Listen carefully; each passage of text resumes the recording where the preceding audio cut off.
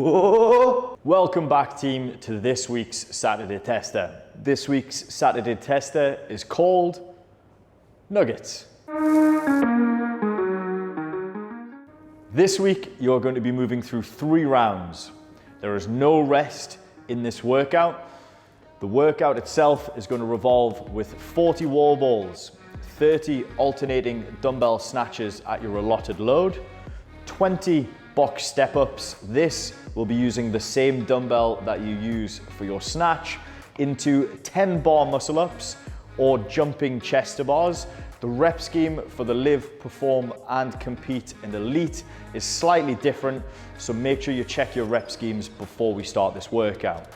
For our elite crew, we will be adding ring muscle-ups instead of bar muscle-ups due to the fact that this is what you've had more exposure to over the last few weeks. Now, what will we be testing? We will be testing your lower body squat endurance, specifically through knee flexion. So if we take a look at the workout, there is 2 movements that are very heavily biased towards your squatting or your knee flexion. And then there is 2 upper body pulling movements, one of which is your fatigue gymnastics of your bar muscle up or your chest to bar. And then your other is your alternating dumbbell snatch, both of which are very dominant on pulling through your upper body. Now, how does this fit into your current training program? For those in Perform, Compete and Elite, you guys have been going through a lot of bar muscle up development and or muscle up development across this block. So now the goal is to put that into a testing protocol so we get to see the work that you guys and girls have done over the last 6 to 8 weeks.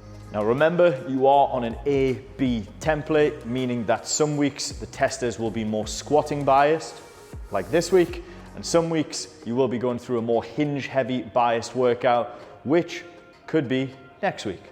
Pacing.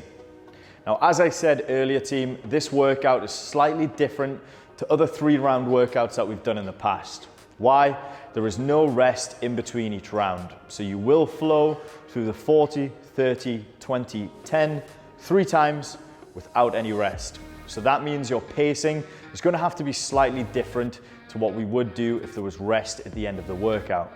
Now, this will be a longer workout. When we look at the rep scheme, all of them are rather chunky and rather big rep schemes. So what we are going to have to do is, 1, create a braking strategy that allows us to move through the 3 rounds.